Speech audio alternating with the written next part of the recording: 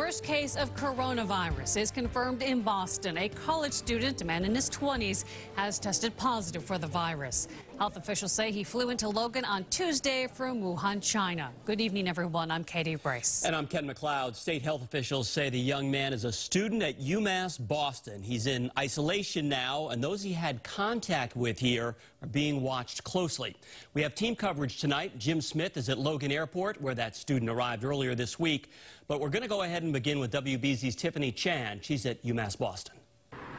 The State Department of Public Health telling us that that man does live here in Boston. He's in his 20s and also a student here at the University of Massachusetts, Boston. Now, they also want to calm fears, telling us right now the public shouldn't be changing anything that they're doing, just being smart about their health. Some UMass Boston students are worried about their own well-being after a fellow classmate tested positive for the deadly coronavirus Friday. It worries me that we don't know how long he has been here. Has he gone to classes? And we don't know what to do, you know. The State Department of Public Health says the Boston resident landed at Logan Airport last Tuesday, returning from the epicenter of the virus in China. He interacted with only a few people before going to the doctor the very next day with a runny nose. Boston Mayor Marty Walsh. Anyone who came in contact with him, we're working on that situation. You know, when he came back here from Wuhan, China, I mean, he notified his medical profession right away.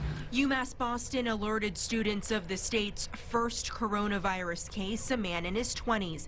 It hits close to home, and some students want more answers. It worries me that he is a student, and it worries me that they're not letting us know any more details. They're taking matters into their own hands to stay healthy. We noticed that when I go to class, I see people, a lot of people have cold, a lot of people are sick, and you don't know, is it just a general cold or is it the start of the symptoms?